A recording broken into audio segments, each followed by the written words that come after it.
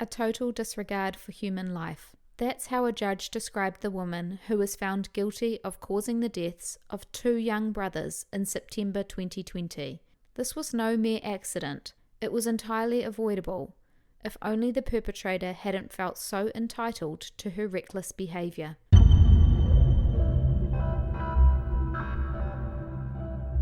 Rebecca Grossman might not be a name you've heard of. She started out as an air hostess, but after meeting and marrying Peter Grossman, who was a well-known plastic surgeon to the stars, she has spent her adult years as a socialite in the Los Angeles scene. On the 29th of September 2020, Rebecca attended a boozy, romantic lunch at Julio's restaurant in the upmarket suburb of Westlake. But this date was not with her husband. It was with her lover, New York Mets and Yankees pitcher Scott Erickson. After eating and drinking, they left the restaurant and headed home to continue the more physical aspects of their affair. Rebecca and Scott had arrived to Westlake Village in separate vehicles, so when they left, they each got into their own cars and drove out of the lot. Eric drove out first in his black SUV, with Rebecca close behind in a white Mercedes SUV. The pair didn't give any consideration to the fact that Rebecca had consumed several cocktails and was visibly intoxicated as she got behind the wheel. They were simply too excited to get on with their extracurricular activities to care about anyone else on the roads that day. Alcohol and love hormones were raging through Rebecca and Eric as they raced their lovers down the road. They were seen swerving and zigzagging across both lanes as they flew down the city streets. Rebecca's vehicle reached speeds of 81 miles or 130 kilometers an hour, which meant she had no chance of stopping when 3 young boys and their mother stepped out onto a pedestrian crossing. The Iskander family were Westlake locals and often enjoyed evening strolls around the lake together. On the 29th of September, they headed out with Mum Nancy and 8-year-old Jacob on inline skates, while 11-year-old Mark was on a skateboard and 5-year-old Zachary chose to ride his scooter. Nancy's husband and daughter were on foot, jogging a short distance behind the boys. At around 7:10 p.m., the family approached the crosswalk near Triunfo Canyon Road and Saddle Mountain Drive. Nancy looked both ways and saw no vehicles approaching, so they stepped out onto the crossing. But as they reached the midway point, she noticed 2 SUVs speeding towards her and her sons. She signaled for the cars to slow down as she tried to race across the road to safety. But the vehicles didn't slow down or give any indication that they had seen her or the boys. Nancy screamed at the 2 older kids to run, and in a panic, she grabbed her 5-year-old and leapt towards the sidewalk. As she fell to the ground with Zachary in her arms, Nancy heard the sickening thud of her 2 older boys being hit at full speed by one of the vehicles. When she looked up, the cars were nowhere to be seen, and her boys were lying bloody and broken on the road. Bystanders immediately called emergency services, which arrived at the scene a few minutes later. Video captured by bystanders show a scooter in the street, a helmet and rollerblades on a sidewalk near the crash site, and blood across both sides of the road. Mark had been struck with so much force that his body was launched 254 feet, or 77 meters away from the crosswalk. His arm was fully rotated and blood was pouring from his mouth. Paramedics attempted to perform CPR on Mark, but sadly he was unable to be revived, and he was pronounced dead at the scene. Jacob was rushed to hospital in critical condition. He was pronounced dead a few hours after arrival. Meanwhile, the area around the crash site was cordoned off as a crime scene. Investigators immediately pointed out the obvious. There was something missing. The vehicle which had struck and killed the boys was nowhere to be seen. It wasn't at the scene, and it wasn't pulled over on the side of the road. See, when Rebecca's vehicle had hit the boys, she didn't stop to check on her victims. Instead, she kept on driving for another half mile before coming to a stop, and the only reason she came to that stop was because her vehicle's engine was automatically disabled after the impact of hitting two children had activated her airbags. Most modern vehicles now have a safety feature which brings them to a slow stop after the airbags have gone off. Officers who were going to the scene of the accident had noticed Rebecca's vehicle pulled over at a strange angle half a mile from the scene. There was also damage to the front of her SUV, which indicated a collision. When her vehicle was identified as being responsible for the crash, she was arrested on suspicion of vehicular manslaughter. A subsequent breath test found that Rebecca had a blood alcohol reading of 0.076%. The legal driving limit in California is 0.08%. However, a blood sample taken from Rebecca 3 hours after the crash registered a finding of 0.08%, which put her over the legal limit. After a scene investigation, Rebecca was arrested and charged with 2 counts of second-degree murder, 2 counts of vehicular manslaughter with gross negligence, and 1 count of hit-and-run driving resulting in death. She pleaded not guilty to all charges and was released on a $2 million bond. She was not charged in relation to her breath alcohol reading. It took 3 long years for the trial to get underway in LA County. This was mostly thanks to Rebecca's expensive lawyers filing motions and hearings, all to delay the process. Rebecca refused to appear in court at least 5 times, and one of the judges scolded her for the lack of regard for the court process. Meanwhile, Rebecca was free on bail, continuing to live her privileged life in a $7.6 million mansion. When the trial finally did get underway, prosecutors presented evidence that Rebecca was under the influence of both alcohol and Valium at the time of the crash. They argued she fled the scene and only stopped because the collision had triggered her airbags, which forced the vehicle to come to a stop, not because she was at all concerned about the children she had killed. But Rebecca's lawyers argued that she was sober at the time, and then they made a shocking claim. It was not even her vehicle which had struck and killed the boys in the first place.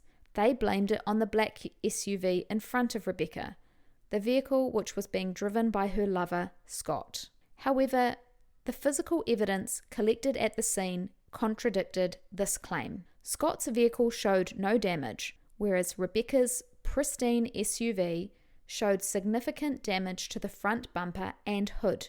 Investigators also found debris around the crossing site, and all of it came from a white vehicle, not a black one. Witnesses at the scene also testified that it was a white or light-coloured vehicle which had struck the boys, not a black SUV. Nancy was unable to say exactly which vehicle had hit her sons because she was diving out of the way with Zachary in her arms. In her testimony, Nancy stated, quote, "The speed was insane. They were zigzagging with each other as if they were playing or racing. They didn't stop before the intersection. They didn't stop at the intersection. They didn't stop when an 11-year-old was on the hood of the car. Nobody stopped."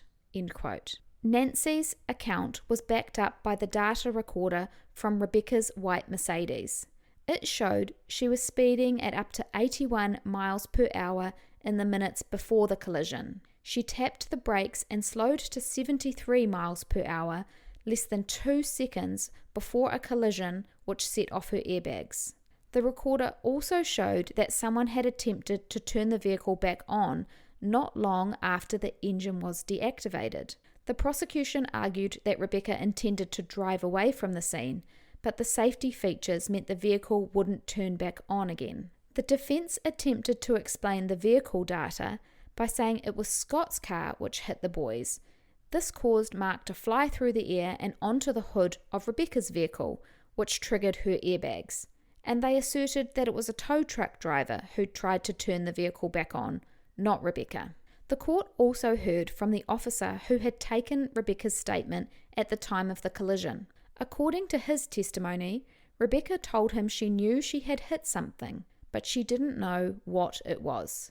But then she said that the officer should call her husband because he would be able to help the kids. This comment clearly indicated that she knew children were involved in the collision. Rebecca's defense lawyers wanted to prove that she was a good person, and therefore she couldn't be responsible for Jacob and Mark's deaths. They told the jury that she was an upstanding member of society, and that she had received numerous honours for her work in human rights, domestic violence prevention, and other humanitarian efforts. She was also declared as the American Heart Association's Woman of the Year in 2007. But the judge ruled that this information was not allowed to be presented as evidence of her innocence in the murder trial.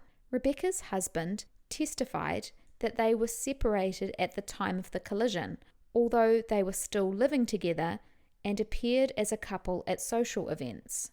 Her daughter also testified in Rebecca's defense and claimed that Scott had come to their house after the accident and threatened to harm their family if they implicated him in the deaths of the boys.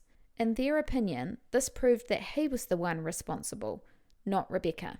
Despite Rebecca's claims of innocence, in February 2024, she was found guilty of all the charges against her. Nancy commented after the guilty ruling, quote, "This trial, every day in court, felt like I am attending the funeral of the boys again, day after day. Someone is now held accountable.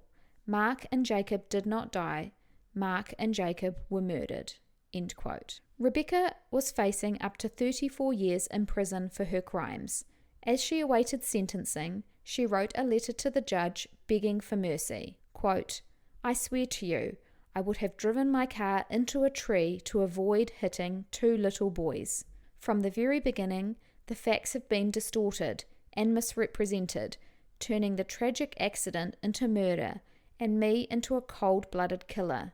I am not a murderer, and I ask you to recognize that true fact. My pain, my recognition of the pain that Iskanders suffer, and the pain I watch my family endure, are punishments that I already suffer and will for the rest of my life. Please consider the suffering when you consider what more punishment to impose on me in this case." End quote. Prosecutors argued that Rebecca should be given the maximum sentence of 30 years plus. They reminded the judge that she had never taken any responsibility for the deaths of the boys. Quote, "The defendant has never shown an ounce of remorse for her choices on September 29, 2020. Instead, she has only blamed others. She has lived a life of privilege and clearly felt that her wealth and notoriety would buy her freedom. This was not a tragic accident, as the defense continually states. This was murder. She has blamed the victims, arguing that they were out of the crosswalk, jetted out in front of her car, and that their mother was careless in walking with her children across the street when it was starting to get dark outside." End quote. Ultimately, the judge determined that Rebecca should be sentenced to 15 years to life in prison. She will become eligible for parole in 9 years. The Iskander family were disappointed by the sentence. Nancy shared that she felt as though the judge considered the 2 boys as one person, and he had sentenced Rebecca as though she had taken 1 life, not 2. Quote, "He counted them both as 1. They were 2, I promise. They were 2. All I can say about that is that I hope 9 years is enough time for her heart to change. I'm not sure." End quote. Rebecca has never admitted guilt or apologized for killing the 2 boys. As for Scott Erickson, he was charged with a misdemeanor for reckless driving. He avoided a conviction by agreeing to talk to high school students about the importance of driving safely. His lawyers assert that he wasn't driving recklessly in the moments before the crash and was in no way responsible for the deaths of Jacob and Mark. Quote, "He wasn't racing. He's charged with 1 count of reckless driving. He wasn't driving recklessly. He had nothing to do with this accident. Really, he didn't. And any suggestion that he did is just false." End quote. The final words belong to the memory of Mark and Jacob in the words of their mother. Quote, "I don't know what Mark and Jacob would have done in the world had they been given the opportunity to live. I don't know if they had been married or had kids or been doctors, but now it's on me to do everything that they could have done. It's a lot, but I'm ready. I'm ready. I have wonderful people with me. We'll do it. Mark my word. The boys' parents have since established a foundation in Mark and Jacob's name to support children in foster care around the world. You can find that at www.markandjacobfoundation.org.